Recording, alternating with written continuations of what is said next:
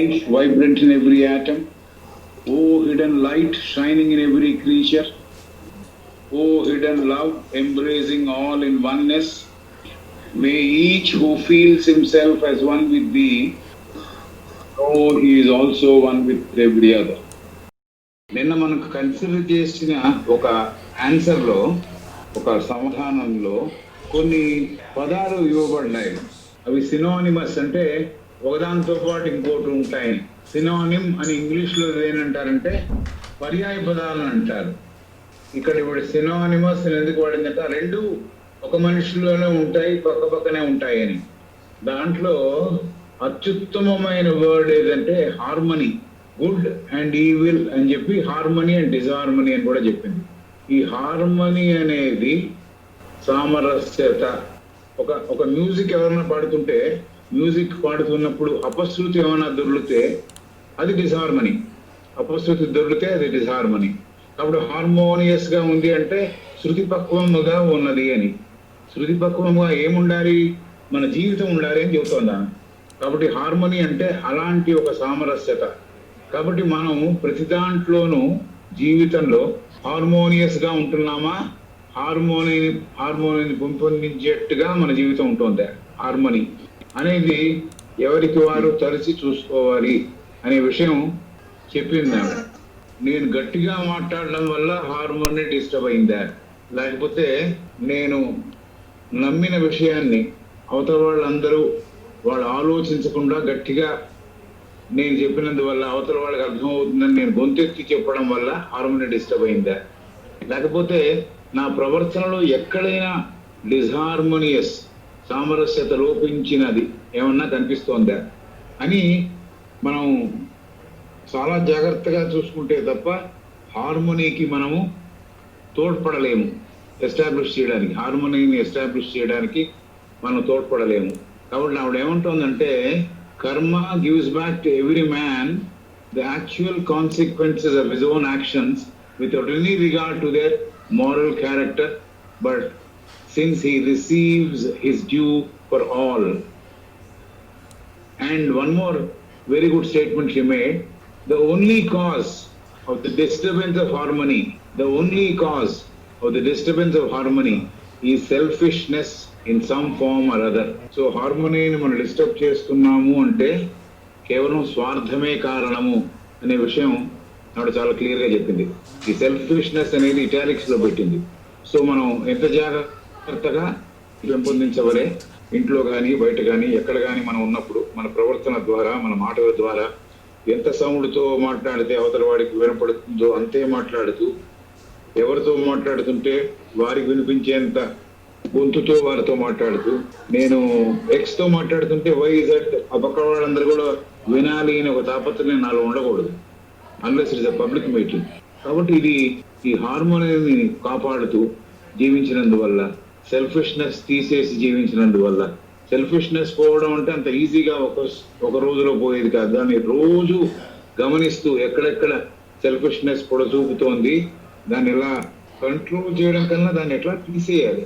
Control చేయడం ఉంది, control చేస్తే మళ్ళీ వచ్చేస్తుంది. కాబట్టి ఎలా దాన్ని తగ్గించుకోవాలి, దాని ప్రభావం ఎలా తగ్గించుకోవాలి, సెల్ఫిష్నెస్ పోయి I wood work for others అనే ఫీలింగ్కి ఎలా మారాలి అనేది ఆలోచించాలి అనేది ప్రీవియస్ ఒక ఆన్సర్లో ఆవిడ చాలా బాగా చెప్పింది. సినానిమస్ వర్డ్స్ అని చెబుతూ good and bad, good and evil, harmony and disharmony, ఈ మాటల గురించి చెప్పింది.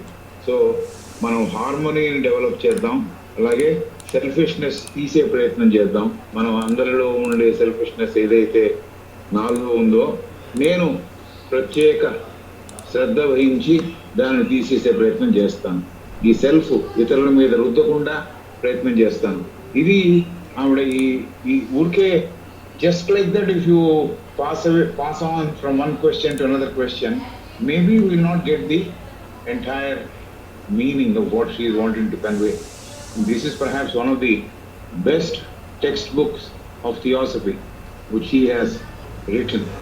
Right, Ninna Connelly, CONNELLY అనే అతను రిప్లై చేస్తున్నాడు ఒక పర్టికులర్ అబ్జర్వేషన్ పై, క్రిస్టియన్ రైటర్. అది మనం పరిగణిస్తున్నాం నిన్న. We were trying to understand that. So దాన్ని కంటిన్యూ చేద్దాం. The possibility of shirking individual responsibility is not among the concepts of theosophy. The possibility of shirking individual responsibility is not among the concepts of theosophy. In this faith, there is no such thing as pardoning or blotting out of the evil or wickedness already done, otherwise than by the adequate punishment, therefore, of the wrong and the restoration of the harmony in universe that had been disturbed by his wrongful act. The evil has been his own, and while others must suffer its consequences, atonement can be made by nobody but himself. So ఎవరి బాధ్యతను వారు విస్మరించరాదు అని చెప్పడం కర్మ సిద్ధాంతముని address చేస్తూ చెప్పింది ఆవిడ. కాబట్టి నేను ఏదైతే పని చేశానో దానికి కావలసిన ఏదైతే చెడు పని చేశానో ఆ చెడు కాన్సిక్వెన్సెస్ నాకు వచ్చినప్పుడు దాన్ని నేను తీసుకునే ప్రయత్నం చేయాలి, దాని నుంచి పరిగెత్తే ప్రయత్నం చేయకూడదు అనే విషయం ఒకటి చెబుతోంది. తర్వాత షర్కింగ్ ఆఫ్ ఇండివిజువల్ రెస్పాన్సిబిలిటీ అంటే నాకేదో వేదాంతం బాగా నచ్చిందండి, కాబట్టి ఇంట్లో వాళ్ళందరినీ వదిలిపెట్టేసి నేను ఎక్కడికి వెళ్ళిపోతాను అంటే అది కరెక్ట్ కాదు. అది కూడా షర్కింగ్ ఆఫ్ రెస్పాన్సిబిలిటీలో ఒక భాగమే. కాబట్టి ఇక్కడ ఇవాళ కర్మ సిద్ధాంతం వైపు అర్థం వచ్చేట్టుగా చెప్పినా కూడా జనరల్గా మనకి అర్థం చేసుకోవాల్సింది ఏమిటంటే రెస్పాన్సిబిలిటీ ఏమన్నా నేను చేయాల్సిన పని నేను చేయకుండా సక్రమంగా చేయకుండా ఇంకెవరో చేస్తారు లేని వదిలేస్తున్నానా, అది ఆలోచించుకోవాల్సిన విషయం. కాబట్టి reading between the lines, as Raghunath ji keeps on saying, reading between the lines. In fact, even between the words, what the space between the words is conveying also has to be understood by all of us. So, ఈ మాటల మధ్యలో ఉండే ఖాళీ జాగా కూడా ఏమైనా చెబుతోందా మనకి అనేది కళ్ళు మూసుకొని ఆలోచించి మన హయ్యర్ సెల్ఫ్ని ఇన్వోక్ చేస్తే కానీ అర్థం కాదు, ఇంకో ముందరికి వెళ్తాం. కాబట్టి ఎవరు చేసిన కర్మకి వారే బాధ్యులు, వారే శిక్షను అనుభవించాలి, ఇంకోడెవడో అనుభవిస్తే సరిపోదు అని. ఎందుకంటే క్రిస్టియన్ ఫిలాసఫీలో వాళ్ళు ఏం చెప్పారు, మన తప్పులకన్నిటికీ మన పాపాలకన్నిటికీ క్రైస్తు తన రక్తాన్ని చిమ్మి తన మీద వేసుకున్నాడు అని. కాబట్టి అలాగా వైకేరియస్ అటోన్మెంట్ ఉండదు అని చెప్పింది అంతకుముందు. ఎక్కడో వైకేరియస్ అటోన్మెంట్ అంటే ప్రత్యామ్నాయంగా ఇంకోడిని అక్కడ నించోబెట్టి అతనికి శిక్ష వేస్తే నేను చేసిన పాపాలు పోవు అని. కాబట్టి ఎవరికి వారు రెస్పాన్సిబిలిటీ తీసుకోగలను అని చెబుతోంది. The condition contemplated in which a man shall have been awakened and converted to a certain extent from evil or wickedness is that in which a man shall have realised that his deeds are evil and deserving punishment. The condition contemplated in which a man shall have been awakened and converted to a certain extent from evil or wickedness is that in which a man shall have realized is evil and deserving punishment. In that realization, a sense of personal responsibility is inevitable. In that realization, a sense of personal responsibility is inevitable. And just in proportion to the extent of his awakening or converting must be the sense of that awful responsibility. While it is strong upon him is the time when he is urged to accept the doctrine of vicarious atonement. Only what's the phrase vicarious atonement. The condition contemplated in which a man shall have been awakened and converted to a certain extent from evil or wickedness is that in which a man shall have realized that his deeds are evil and deserving of punishment. So, ఆలోచించిన మీదట, దీర్ఘంగా ఆలోచించిన మీదట, లోపల బాగా ఈ విషయాన్ని లోపలికి ఇముడ్చుకొని ఆలోచించిన మీదట, కాంటెంప్లేషన్ అంటే చాలా deep thinking. A man shall have been awakened and converted to a certain extent from evil or wickedness. So మనిషికి ఎరుక ఏర్పడి ఉంటుంది.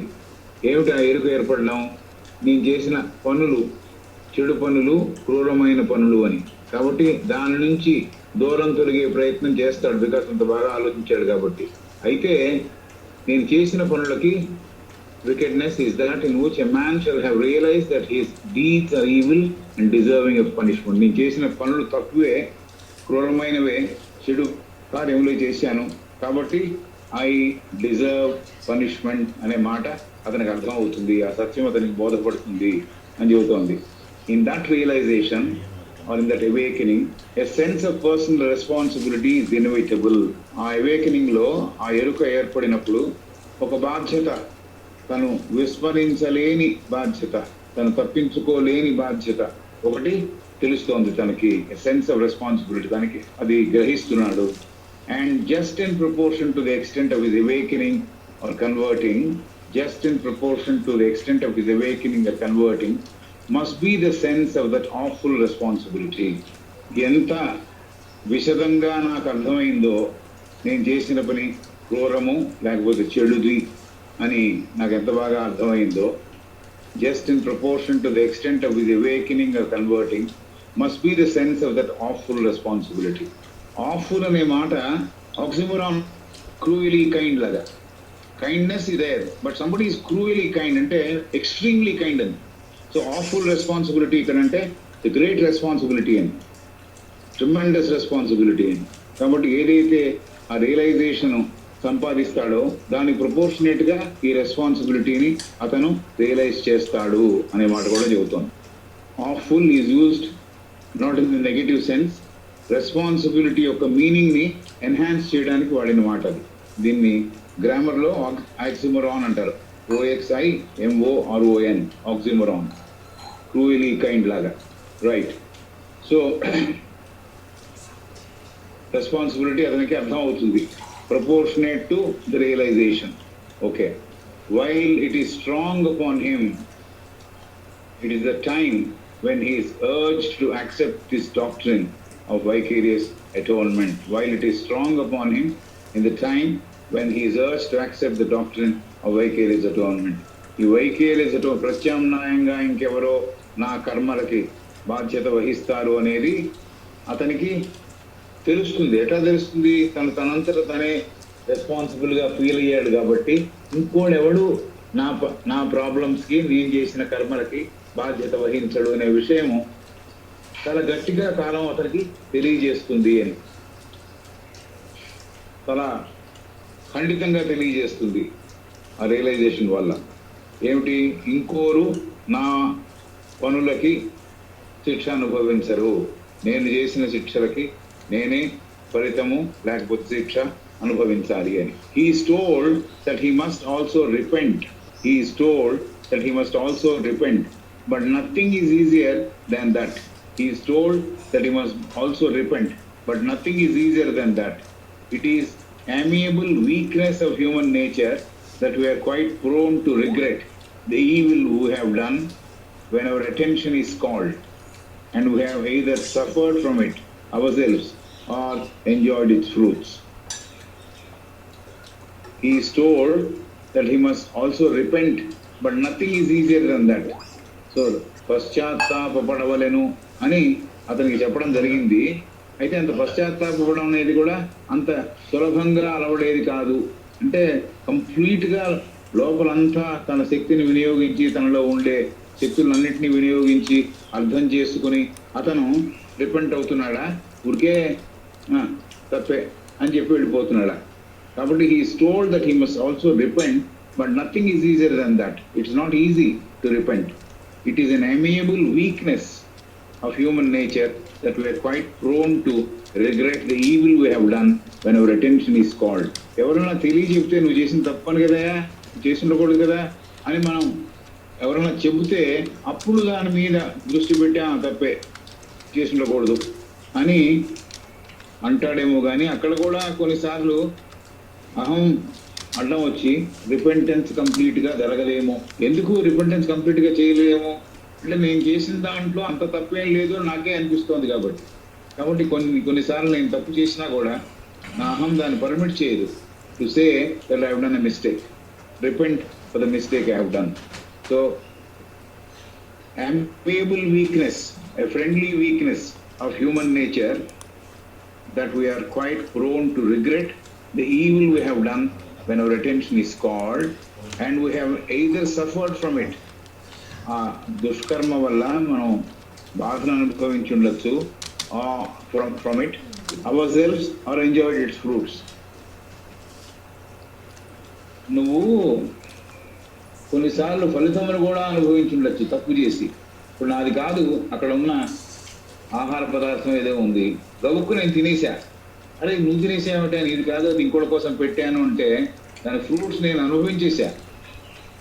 అయితే నాకు బాగా తోచినప్పుడు అరే నేను కాదు దాని అర్హుడిని, నేను తినకూడదు కదా అని తెలిసినప్పుడు repent అవుతాడేమో.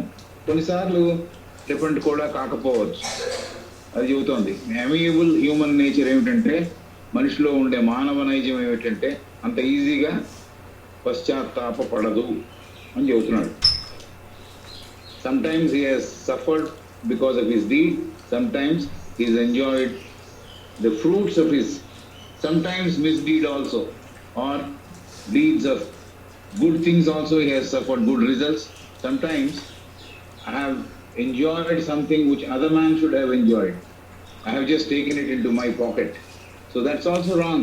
So even for that, when somebody points out నువ్వు తీసుకోవాల్సింది కాదు అని రియలైజ్ చేసినప్పుడు, ఎవరో చెప్పినప్పుడు నాకు దాని మీద ఆలోచన పెరిగి నేను పశ్చాత్తాపడవలే.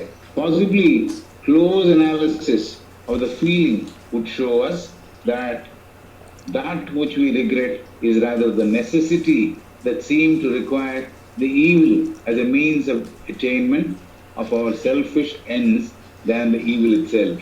Possibly close analysis of the feeling would show us that that which we regret is rather the necessity that seemed to require the evil as means of attainment of our selfish ends than the evil itself. Attractive as the prospect of casting our burden of sins at the foot of the cross may be to the contrary mind, it does not commend itself to the theosophical student. Attractive as this prospect of casting our burden of sins at the foot of the cross may be to the ordinary student, it does not commend itself to the theosophical student. So, possibly close analysis of the feeling would show, నేను చాలా క్లియర్గా నేను అర్థం చేసుకోవడానికి ప్రయత్నిస్తే, that which we regret, దేనికోసం అయితే పశ్చాత్తాపడుతున్నామో, is rather the necessity that seemed to require, అది అక్కడ పశ్చాత్తాపడవలసిన అవసరం ఏర్పడింది కాబట్టి పశ్చాత్తాపడ్డాను.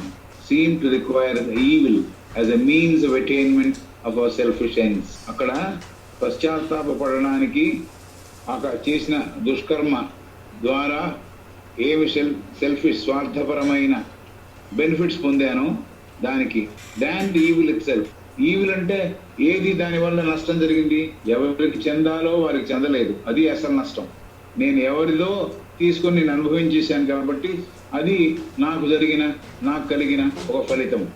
కాబట్టి బాగా అనాలిసిస్ చేస్తే, close analysis of the feeling would show us that which we regret is rather the necessity that seemed to require the evil as a means of attainment of our selfish ends. నా selfish ends ని, నా స్వార్థపూరితమైన కోరికలు తీర్చుకోవడానికి నేను చేసిన పని ఏదైతే ఉందో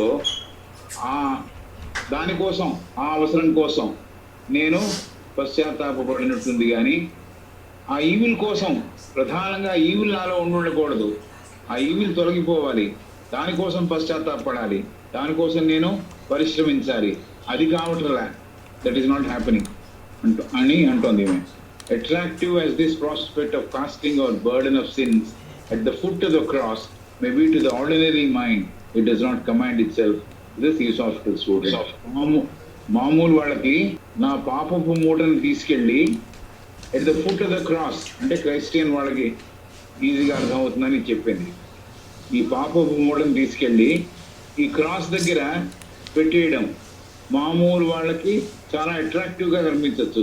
చాలా ఈజీగా వెళ్ళిపోతుంది నా పాపం, ఏం చేయక్కర్లే, నేను వెళ్ళి క్రాస్ దగ్గరికి వెళ్ళి నేను తప్పు చేశానని మోకాళ్ళ మీద కూర్చొని నా పాపపు మూటను అక్కడ పెట్టేస్తే సరిపోతుంది, నా పాపం పోతుంది అని మామూలు వాళ్ళు అనుకోవచ్చేమో. కానీ it does not commend itself to the theosophical student. దివ్య జ్ఞానము లిటరేచర్ చదివిన వాడికి, దివ్య జ్ఞాన స్టూడెంట్కి ఇది అంత శోభనివ్వదు, అలాగే రుచించదు. It does not commend itself, అంటే అతనికి ఏమి శోభని చేకూర్చదు, అతను దాంట్లో కంఫర్ట్ ఏం ఫీల్ అవ్వడు. ఎవరు? థియాసఫిస్ట్. నా పాపాలు తీసుకెళ్లి క్రాస్ దగ్గర పెట్టేస్తే నాకు బెనిఫిట్ వచ్చింది అని థియాసఫిస్ట్ అనుకోడు, మామూలు మనిషి అనుకుంటాడు అని చెబుతాను. Attractive as this prospect of casting or burden of sins at the foot of the cross may be to the ordinary mind, it does not commend itself to the theosophical student. He does not apprehend why the sinner, by attaining knowledge of his evil, can thereby merit any pardon for the blotting out of his past wickedness. He does not apprehend why the sinner, by attaining knowledge of the evil, can thereby, he does not apprehend why the sinner, by attaining the knowledge of his evil, can thereby merit any pardon for the blotting out of the past wickedness. Or why repentance and future right living entitle him to a suspension in his favor of the universal law of relation between cause and effect. He does not apprehend why the sinner, by attaining knowledge of his evil, can thereby merit any pardon for the blotting out of his past wickedness. Or why repentance and future right living entitles him to a suspension in his favor of the universal law of relation between cause and effect. Any sinner, ఏ పాపపు పని చేసిన వాడైనా, attaining knowledge of the evil, ఏదైతే ఆ పని గురించి విశేషాలు తెలుసుకున్నాడో, తప్పుడు పని గురించి, can thereby merit any pardon for the blotting out of his past wickedness. So he does not apprehend, అంటే he does not face to face దాన్ని apprehend చేయడు. apprehension అంటే ఒక రకంగా భయపడమని. apprehend ఇక్కడ వాడింది. he does not apprehend why the sinner, by attaining knowledge of his evil, can thereby merit any pardon for the blotting out of his past wickedness. ఎందుకు నా పాత కర్మలలో ఉండే క్రూరత్వాన్ని క్షమించేశారు అని అర్థం చేసుకోవడానికి అతనికి అవకాశం ఉండదు. అతను అప్రిహెండ్ చేయలేడు, అతను గ్రహించలేడు. అలాగే why repentance and future right living, నేను పశ్చాత్తాపపడ్డాను, ఫ్యూచర్లో సరి అయిన పద్ధతిలో జీవిస్తున్నాను, ఎలా జీవించాలో అలా జీవిస్తున్నాను, అంటే ఏ వికెట్ పనులు చేశానో అది చేయకుండా జీవిస్తున్నాను. Why repentance and future right living entitle him to a suspension in his favor of the universal law of relation between cause and effect. నేను ఫ్యూచర్లో మంచివాడిగా పనిచేస్తున్నాను కాబట్టి ఈ యూనివర్సల్ లా ఏదైతే ఉందో, కాజ్ అండ్ ఎఫెక్ట్ కర్మ సిద్ధాంతం ఏదైతే ఉందో, అది అతని మీద ప్రభావం చూపించకుండా కొన్నాళ్ళకి, కొంతసేపటికి దాని ప్రభావం చూపించకుండా ఆపేస్తుంది శాసనము, పనిచేయకుండా ఉంటుంది ఆ శాసనము అనుకోవడానికి వీలు లేదు అని చెబుతాను. Why repentance and future right living entitle him to a suspension in his favor of the universal law of relation between cause and effect. కాబట్టి ఈ కాజ్ అండ్ ఎఫెక్ట్ నేను నా ప్రవర్తన మార్చుకున్నా కూడా పాత క్రూర కర్మములు ఏమన్నా చేసి ఉంటే దాని ఫలితం నేను అనుభవించక తప్పదు. నేను మారాను కాబట్టి నాకు ఈ శాసనము కొంతసేపన్నా వర్తించకుండా ఉంటుంది అని అనుకోవడానికి ఆస్కారము లేదు అని చెబుతోంది. నేను చేసిన తప్పు పని యొక్క విశేషాలన్నీ, దాని యొక్క వివరణ అంతా నాకు అర్థమైంది కాబట్టి నాకు క్షమ ఇవ్వడానికి, క్షమించడానికి, నా పనులు క్షమించడానికి అవకాశం ఉంది అనుకోవడం కూడా కరెక్ట్ కాదు. అవకాశం అది కూడా తప్పు. అలాగే నేను నా ప్రవర్తనను మార్చుకున్నాను కాబట్టి చెడు ప్రవర్తన అంతకు ముందు ఉన్నదానికి ఫలితములు ఇవ్వకుండా ఈ శాసనం పనిచేయకుండా ఉంటుంది అనుకోవడం కూడా తప్పే. అంటే పనిచేస్తుంది అని, నేను పాత పనులు ఏవైతే తప్పులు చేశానో దాని ఫలితములు అనుభవించవలసిందే. నేను మారింది మంచిదే, బట్ పాత వాటికి నేను I have to pay for it అనేది చెబుతాను. The results of his evil deeds continue to exist. The suffering cost to others by his wickedness is not బ్లాటెడ్ out. చాలా క్లియర్ గా ఆ పైన చెప్పిన దాంట్లో ఏమన్నా అర్థం చేసుకోవాలి అనేది ఏమన్నా ఉందేమో అని చాలా క్లియర్ గా చెబుతోంది. Next, the results of his evil deeds continue to exist. నేను చేసిన చెడు పనుల ఫలితములు నా మీద పడడానికి రెడీగా ఉంటాయి, అవి పోవు. The results of his evil deeds continue to exist. అవి జీవిస్తూనే ఉంటాయి. ఎక్కడ జీవిస్తూ ఉంటాయని తెలుసుకున్నాం? ఆ దేవచాని గుమ్మంలో ఉంటాయని. కిందికి కొత్త జన్మ ఎత్తి వస్తున్నప్పుడు తగులుకుంటాయి అవి. Without any mistake they add to this new జన్మ. కాబట్టి the theosophical explanation is the results of his evil deeds continue to exist. The suffering caused to others by his wickedness is not blotted out. నేను తప్పులు చేసుంటే ఇతరులకు బాధ కలిగించుంటే నా ప్రవర్తన వల్ల, నా క్రూరత్వం వల్ల అవి చెరిపివేయబడవు. ఏదైతే బాధ కలిగించానో, ఏదైతే క్రూరత్వంతో వాడి ప్రవర్తించానో అవి ఆ పనులు చెరిపివేయబడవు. అవి తప్పకుండా దాని ఫలితములు అనుభవించవలసిందే అని చెబుతోంది. The theosophical student takes the result of wickedness upon the innocent into his problem. Theosophical student takes the result of wickedness upon the innocent into his problem. He considers not only the guilty person but his victims. The theosophical student takes the result of his wickedness upon the innocent into his problem. మరుజన్మలో వచ్చే కొత్త దానికి యాక్చువల్గా తెలియదు ఎందుకు అనుభవిస్తోంది, కిందికి వచ్చిన తర్వాత కొత్త జన్మలో ఎందుకు పాత వాటికి అనుభవిస్తోంది, ఎక్కడి నుంచో వచ్చి పడుతున్నాయి అనుకుంటుంది ఈ కర్మలన్నీ, లేకపోతే ఈ బాధలన్నీ. బట్ అంతకుముందు నేను దానికి కారణం నేనే అనే విషయం అతనికి అర్థం కాదు.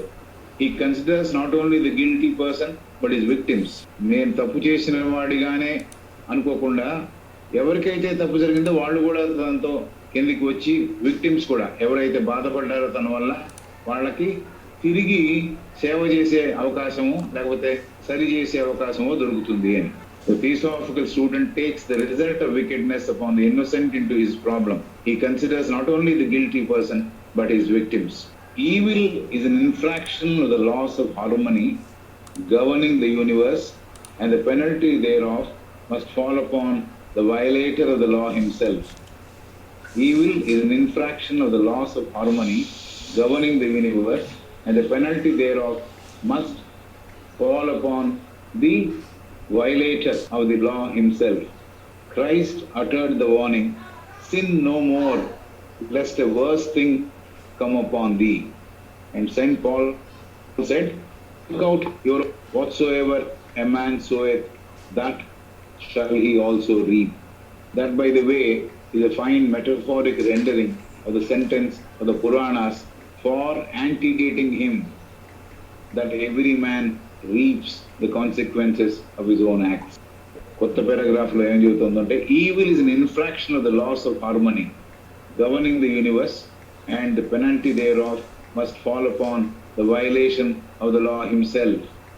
లాస్ ఆఫ్ హార్మనీ ఏదైతే ఉన్నాయో, సామరస్యతకి అనుకూలించే, సామరస్యతని ప్రతిపాదించే శాసనములు ఏవైతే ఉన్నాయో, ఈ ఈవిల్ ఏం చేస్తుందంటే, మనం ఒక పూన్ని వాటర్లో పెట్టినప్పుడు ఎలా అయితే అది వంగినట్టు కనిపిస్తోందో అలాగా ఈవిల్ దాని మీద కనపడుతుంది, హార్మోనీని డిస్టర్బ్ చేసి కనపడుతుంది. కాబట్టి evil is an infraction of the laws of harmony governing the universe. Harmony ఏమో యూనివర్స్ అంతా ప్రొటెక్ట్ చేయాలని చూస్తోంది, నేను చేసిన ఈవిల్ పని ఏమవుతోంది, ఈ హార్మోనీని డిస్టర్బ్ చేస్తోంది. It is an infraction, means it's an attack on the law of harmony, and the penalty thereof must fall upon the violator of the law himself. ఎవరైతే దాని అతిక్రమించారో ఆ పెనల్టీని తను అనుభవించాల్సిందే. And the penalty thereof must fall upon the violator of the law himself. ఎవరైతే ఆ శాసనాన్ని ధిక్కరించారో లేకపోతే అతిక్రమించారో వారికి ఆ పనిష్మెంట్ రావాల్సిందే, పెనల్టీ పడాల్సిందే. Christ uttered the warning, "Sin no more, lest a worse thing come upon thee." Christ ఈ మాట చెప్పాడు అంటోంది, ఇంకా పాపాలు చేయకండి, ఇప్పుడు దాకా చేశారేమో ఆపండి, సిన్ నో మోర్, ఇంకా కొత్త పాపాలు చేయొద్దు, లెస్ట్ a worse thing come upon thee. ఇప్పుడు అనుభవిస్తున్న దానికన్నా ఇంకా చాలా పెద్ద ఘటన ఏదైనా జరగచ్చు, కాబట్టి sin no more, lest a worse thing come upon thee. మీ మీద ఇంకా దుష్ప్రభావాలు కలగవచ్చు, కాబట్టి ఇక నుంచైనా పాపాలు చేయకండి అని క్రైస్తు అన్నాడు. అలాగే సెయింట్ పాల్ ఏమన్నాడు అంటే, వర్క్అవుట్ యువర్ ఓన్ సాల్వేషన్, నీ మోక్షాన్ని నువ్వే వర్క్ చేసుకో, అంటే నిర్మించుకో. సాల్వేషన్ ఎలా వస్తుందో దానికి నువ్వే పాటుపడు అని చెప్పాడు అనమాట. Work out your own salvation, whatsoever a man soweth, that shall he also reap. Saint Paul కూడా ఇదే చెప్పాడు. కాబట్టి కేవలము ఫాదర్ దగ్గరకో లేకపోతే క్రాస్ దగ్గరకో వెళ్ళి నా పాపములన్నీ క్షమించుగాక అని వదిలేసినందువల్ల నా పాపములు పోవు అని పాత క్రైస్ట్ స్టేట్మెంట్ కానీ సెయింట్ పాల్ స్టేట్మెంట్ కానీ మళ్ళీ ఒక్కాణిస్తున్నాయి. Work out your own salvation. నీ మోక్షము కొరకు నువ్వే సాధన చేయవలను అని చెప్పాడు. Whatsoever a man soweth that shall he also reap. నువ్వు ఏదైతే పాతి పెట్టావో విత్తనాన్ని దాని ఫలితాన్ని అనుభవిస్తావు.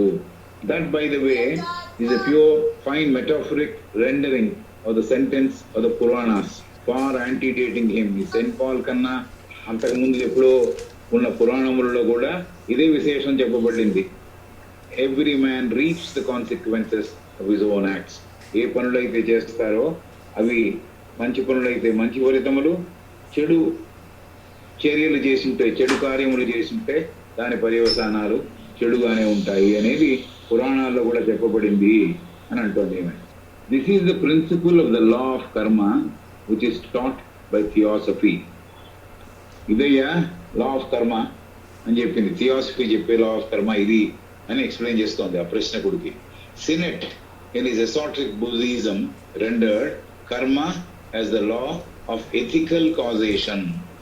A.P. Sinnett, who was a good friend of H.P. Blavatsky and a student of the masters, he in his book Esoteric Buddhism, మనం ఎదురుగా అనుకున్నాం బుద్ధిజం అంటే బౌద్ధ మతం గురించి రాసింది కాదు అని. It's only spelling mistake which occurred in the title. Esoteric Buddhism అంటే బుద్ధిజంలో ఉండే ఎసాటరిక్ సూత్రాలని చెప్పినది పుస్తకం కాదు అది. Esoteric Buddhism rendered karma as the law of ethical causation. నీతివంతమైన కారణములు, దానికి ఉండే శాసనము. ఆ కారణాలు దేన్ని సూచిస్తున్నాయి? ఏ పని చేస్తే ఏ ఫలితం వస్తుంది అనే సూచించే కారణమును సూచించే, నీతివంతమైన కారణమును సూచించే కర్మ ఒక శాసనము అని సినెట్ చెప్పాడు అంటుంది. The law of retribution, as Madam Blavatsky translates its meaning, is better. The law of retribution, as Madam Blavatsky translates its meaning, is better. So retribution అంటే ఫలితములను ఇచ్చే శాసనం ఏదైతే ఉందో దాన్ని హెచ్పిబి ట్రాన్స్లేట్ చేసింది. It's meaning is much better. దాని యొక్క అర్థం చాలా ఇంకా బాగుంది. It is the power which just though mysterious lead us on unerring. Just though it is the power which just though mysterious leads us on the unerring, unmarked from guilt to punishment. ఇది ఆవిడ చెప్పిన translate చేసిన విషయం. It is the power which just though mysterious, మనకు అంత అర్థం కాకపోవచ్చు, అయితే దానికి అత్యవంతమైన శాసనం, అది మనకు అర్థం కాకపోవచ్చు. అది ఏం చేస్తుంది? మనని ఆ శాస్త్రంలో ఏమాత్రము తప్పు లేదు, మనని ఎక్కడికి తీసుకెళ్తుంది? Through ways unmarked from guilt to punishment. ఇప్పటిదాకా ఆ దారిలో మనం వెళ్ళి ఉండం. త్రూ వేస్ అన్మార్క్డ్ అంటే మనం ఆ దారిలో ఇప్పటిదాకా ప్రయాణించుండం. అయితే ఏదైతే తప్పు చేశామో, ఏదైతే గిల్ట్ మన మీద ఉందో, తప్పు చేసిన అపరాధ భావం మన దగ్గర ఎక్కడుందో దానికి పనిష్మెంట్ తప్పకుండా దొరుకుతుంది అని చెప్పింది ఆమె. It is the power which just though mysterious just on the unerring through ways unmarked from guilt to punishment. So అంతకుముందు ఎవరికో ఈ తప్పు చేస్తే ఈ ఫలితం వచ్చింది అని ఎక్కడో శాస్త్రంలో పెట్టినట్టుగా ఒక పుస్తకం ప్రకారము ఆపరేట్ చేసేలా కాదు. నీకు అపరాధ భావం ఎంతుందో, గిల్ట్, తప్పు చేశాననే భావం ఎంతుందో దానికి పనిష్మెంట్ ఇంతకుముందు నువ్వు ఆ దారిలో వెళ్ళకపోవచ్చు, ఆ పనిష్మెంట్ నువ్వు పొంది ఉండకపోవచ్చు నువ్వు చేసిన తప్పులకి. అది అలాగా ఈ మిస్టీరియస్ వేలో, అంత ఈజీగా అర్థము కాని మెథడ్లో ఆ శక్తి పనిష్మెంట్ని ఇస్తుంది అని చెప్పింది Blavatsky. But it is more, అంతకన్నా ఇంకా కూడా ఉంది. ఈ పైన సెంటెన్సెస్ కాదు, ఇంకా ఉన్నాయని చెబుతాను. It rewards merit as unerringly and amply as it punishes demerit. ఇది మనకి చాలా సంతోషం కలిగించే విషయం. But it is more. ఈ పనిష్మెంట్ ఇవ్వడము, గిల్టు, తప్పుడు చేయడము, దీని గురించే మాట్లాడుతున్నాము. అంతకన్నా కూడా ఇంకా ఉంది. ఏమిటి? It rewards merit as unerringly and amply as it punishes demerit. ఎలా అయితే డిమెరిట్ని, తప్పుడు పనులని, మెరిట్ లేని పనులని ఎలా అయితే పనిష్ చేసిందో, ఎలా అయితే మెరిట్ ఉన్న పనులు అందరూ బాగు ఆహా అనే అలాంటి పనులు ఏమైనా చేస్తుంటే మనము దాని యొక్క రివార్డ్స్ కూడా, దాని యొక్క ఫలితములు కూడా, దాని యొక్క బహుమానాలు కూడా అలాగే అనర్యంగా ఇస్తుంది. కాబట్టి నేను చేసిన మంచి పని ఫలితం రాకుండా ఎక్కడికి పోదు అని. కొన్నిసార్లు మనం అనుకుంటాం ఇమ్మీడియట్గా ఇంత మంచి పని చేస్తున్నాం మనకి రావట్లేదే అని. ఇప్పుడు రాకపోవచ్చు బెనిఫిట్, ఇంకోసారి రావచ్చు. కాబట్టి ఫలితము కోసం పని చేయొద్దు అని చాలామంది చెప్పారుగా, లార్డ్ కృష్ణ కూడా చెప్పాడు. కాబట్టి ఈవిడేమంటుందంటే ఇట్ రివార్డ్స్ మెరిట్ యాజ్ ఎనరింగ్లీ, తప్పులేమీ లేకుండా ఈ రివార్డ్ ఇవ్వడం జరుగుతుంది. నేను చేసిన మంచి పనికి ఎలాగైతే చెడు పనికి పనిష్మెంట్ వస్తుందో, మంచి పనికి యాంపుల్గా అంటే సమృద్ధిగా నేను చేసిన మంచి పనులు కూడా ఆ మంచి పనులని ఎక్కడ మర్చిపోకుండా, తప్పులేమి జరగకుండా, అంటే తప్పులు ఏమిటంటే ఆ మంచి పనులని పక్కన పారేయడం, అది జరగదు. మంచి పనులకి తగిన బహుమానము, తగిన రివార్డ్స్ దొరుకుతాయని చెబుతాం. It is the outcome of every act of thought, word and deed, and by it men would mould themselves. It is the outcome of every act of thought, word and deed. ఇది మనం చాలాసార్లు నిన్న కూడా మాట్లాడుకున్నాం. It is the outcome of every act of thought, word and deed. So ఇది దేని ద్వారా ఉద్భవించింది, దేని ద్వారా పుట్టింది అంటే మనం చేసే ప్రతి పని, ప్రతి ఆలోచన, మాట్లాడిన ప్రతి మాట, చేసిన ప్రతి కార్యము. కాబట్టి ఇవన్నీ కారణాలు. దీనివల్ల కర్మ శాసనము పనిచేస్తుంది. అంతకుముందు ఇప్పుడు చదివాము ఈవిల్ థాట్కి పనిష్మెంట్ ఎక్కువ అని. కాబట్టి థాట్కి పనిష్మెంట్ ఎక్కువ అనేది యాక్చువల్గా చంపేవాడి కన్నా చంపు అని చెప్పిన వాడికి పనిష్మెంట్ ఎక్కువ. మామూలు శాసనంలో కూడా ప్రీమెడిటేటెడ్ మర్డర్కి ఎవరైతే స్కెచ్ గీశారో ఆ స్కెచ్ గీసిన వాడే ఎక్కువ థింక్ చేసిన వాడు, కాబట్టి వాడికి పనిష్మెంట్ ఎక్కువ ఉంటుంది. కాబట్టి ఇది ఈవిడ కూడా మనకు సూచిస్తోంది. It rewards merit as unerringly and amply as it punishes demerit is one wonderful statement which is very comforting statement for us. మనకి బాగా సంతోషాన్ని కలిగించే విషయం. It is the outcome of every act of thought, word and deed. కాబట్టి నేను మాట్లాడే మాట ఎంత జాగ్రత్తగా ఉండాలి, నేను చేసే పని ఎంత మంచిదిగా ఉండాలి, అందరికీ దోహదపడేదిగా ఉండాలి, అందరికీ బెనిఫిట్ చేసేదిగా ఉండాలి. అలాగే నేను మాట్లాడే మాట అందరికీ మంచి చేసేదిగా ఉండాలి, వారికి ఆనందం కలిగించేదిగా ఉండాలి. నేను ఏ మాట కూడా తప్పుడు మాట మాట్లాడకుండా ఉండాలి. అలాగే చేసే ప్రతి పని, ప్రతి ఆలోచనతో కూడా నేను ఎవరిని బాధించకూడదు. నా ఆలోచన కూడా సక్రమంగా ఉండాలి. ఆలోచనలో కూడా అవతలి వాడి పాకెట్లో ఉన్న పెన్ను నేను తీసేసుకోకూడదు. అది కూడా దొంగతనం కన్నా వర్స్ట్ అది. పెన్ను చాలా బాగుందండి, ఆ పెన్ను నా దగ్గర ఉంటే బాగుంది అని అనుకోకూడదు. సో థాట్స్తో కూడా సరిగ్గా ఉండాలి, మన చర్యల్లో సరిగ్గా ఉండాలి, మన మాటలతో సరిగ్గా ఉండాలి. మనం జాగ్రత్తగా సరిగ్గా వాడని ఒక కేపబిలిటీ ఉంది అంటే అది మాట. అలాగే నోటికి 2 పనులు ఉన్నాయని చెబుతారు, తినడము, మాట్లాడడము. 2 అక్కర్లేనివి చేస్తుంటుంది ఎక్కువ. ఎందుకంటే guided more by the desire and selfishness. ఇది నాకు తినేయాలి, ఈ రుచి అనుభవించాలని ఒకటి. అలాగే ఈ మాట మాట్లాడితే ఏం జరుగుతుందో అని ఆలోచించకుండా, ఎవరికి ఏ చెడు జరుగుతుందని ఆలోచించకుండా వదిలేయడం. మాట వదిలేస్తే it's like an arrow shot, ఒక బాణం వదిలిపెట్టినట్టు, దాన్ని మనం వెనక్కి తీసుకోలేము. కాబట్టి one has to be very careful అని. అందుకనే ఆలోచించే మీదట, even if one is answering, ఇంట్లో కూర్చుని ఇంట్లో అవకాశం వస్తే సమాధానం చెప్పే అవకాశం వచ్చినా కూడా ఈ మాట అవసరమా, నేను అనాలా, అనకపోతే ఏమన్నా ప్రమాదమా, అంటే ప్రమాదమా అని బేరీజు వేసి మాట అనాలని. సో ఇది ఎంత, ఈ కర్మ సిద్ధాంతం బాగా తెలుసుకున్నందువల్ల మన జీవితం ఎలా సరిగ్గా జీవించగలడానికి బాట వేస్తుంది అది కర్మ సిద్ధాంతం. కాబట్టి we need to think properly, think always good of others, speak good of others.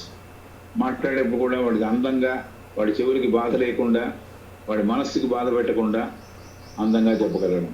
అలాగే చేసే పనులన్నీ కూడా మంచివి చేయగలగడం, ఇవన్నీ చేయాలి అని చెబుతాం.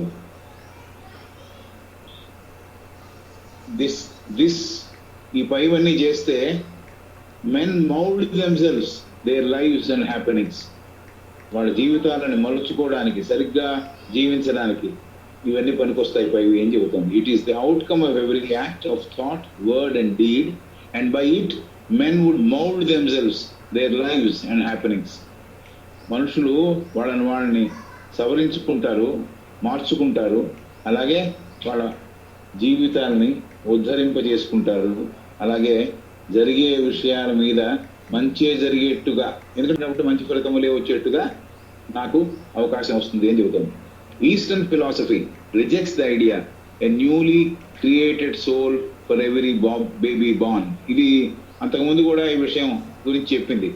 Eastern philosophy rejects the idea of a newly created soul for every baby born. ప్రతి చిన్న శిశువుకి కొత్త ఆత్మ ఏర్పడుతుంది అనే విషయము ఈస్టర్న్ ఫిలాసఫీ, తూర్పు దేశస్థుల వేదాంతములో లేదు, తత్వములో లేదు అని చెప్తున్నాడు. It believes in a limited number of monads evolving and growing more and more perfect through their assimilation of many successive personalities. It believes in a limited number of monads evolving and growing more and more perfect through their assimilation of many successive personalities. ఈ పర్సనాలిటీని తీసుకొని కిందకి వచ్చి జన్మ ఎత్తిన సారాన్ని గ్రహిస్తూ గ్రహిస్తూ గ్రహిస్తూ ఈ permanent తత్వం ఏదైతే ఉందో అది పరిపూర్ణతను చెందేందుకు పనిచేస్తూ ఉంటుంది, సాధన చేస్తూ ఉంటుంది. కాబట్టి ఎవాల్వింగ్ అంటే పరిణతి చెందుట, ఉన్న స్థితి నుంచి ఉన్నత స్థితికి చేరుట.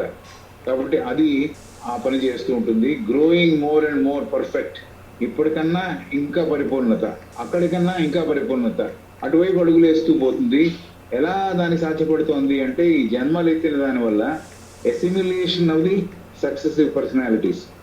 ఈ పర్సనాలిటీస్ ఎన్ని జన్మలు ఎత్తామో ఆ జన్మలు ఎత్తిన సారము, దాంట్లో ఉన్న సారం వల్ల ఆ సారము దానికి పనిచేస్తుంది, దానికి హెల్ప్ చేస్తుంది. సరైన జీవితం జీవించుంటే పరిపూర్ణత వైపు త్వరగా అడుగులు వేస్తాడు. అది చెబుతుంది. Eastern philosophy rejects the idea of newly created soul for every baby born. ఎందుకు సాధ్యపడదు ప్రతి శిశువుకి ఒక ఆత్మ ఉండడం ఎందుకు కాదు అంటే it believes in a limited number of monads. It believes in a limited number of monads evolving and growing more and more perfect through their assimilation of many successive personalities. Telugu మాట చాలా మంది యూజువల్గా వాడే మాట తురీయాత్మ అని వాడతారు. సో ఆ తురీయాత్మ ప్రతి మాట జన్మ ఎత్తినప్పుడు మళ్ళీ మళ్ళీ మళ్ళీ మళ్ళీ పర్ఫెక్షన్ కోసం వర్క్ చేస్తుంది, సాధన చేస్తుంది.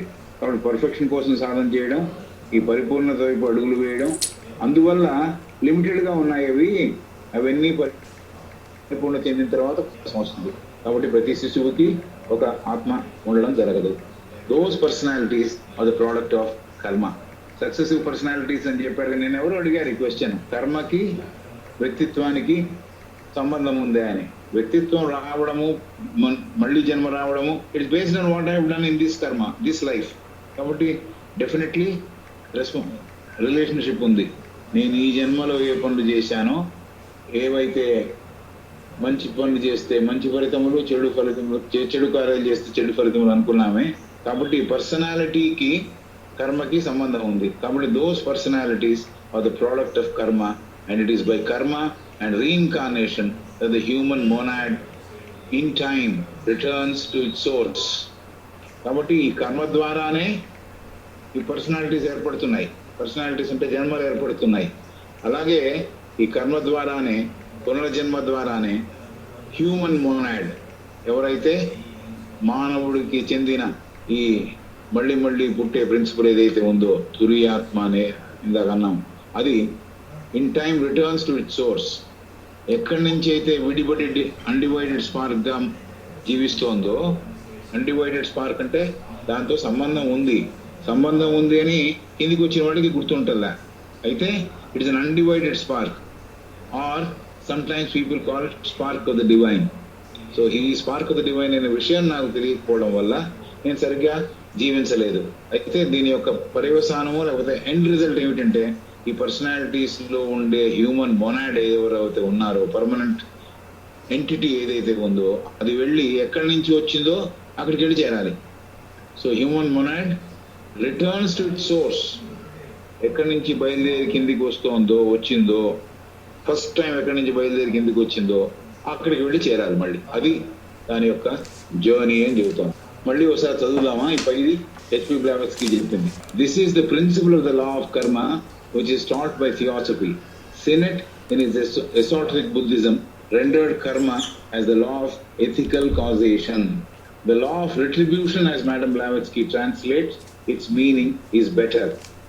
It is the power which, just though mysterious, leads us on unerring through ways unmarked from guilt to punishment. Through ways unmarked from guilt to punishment. But it is more.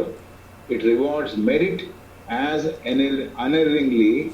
It rewards merit as unerringly and as it punishes demerit. It is the outcome of every act of thought, word and deed, and by it men mould themselves, their lives and happenings. This is perhaps the essence, quintessence of what we all should. సారంలో ఇంకా సారం, విశేషమైన సారం ఏమిటంటే ఇది. It is the outcome of every act. Outcome అంటే నేను చేసిన పని యొక్క ప్రతిఫలం. Every act of thought, word and deed, and by it men mould themselves. మనుషులు వాళ్ళ జీవితాన్ని మలుచుకుంటారు. దేర్ లైవ్స్ అండ్ హ్యాపెనింగ్స్, వారి జీవితాలని సంస్కరించుకుంటారు. వాళ్ళ జీవితంలో జరిగే సంఘటనని మంచి సంఘటనలు వచ్చేట్టుగా వాళ్ళు పని చేస్తారు. ఎందుకంటే మంచి పనులు చేస్తే మంచి రిజల్ట్స్. కాబట్టి హౌ టు అట్రాక్ట్ మనీ అనే పుస్తకం ఉంది, how to attract money. So అలాగే how to attract good life, good జన్మ ఈ something which we should consider. Good for good sake కాదు, ఈ goodness is for living with others and helping others, living a selfless life.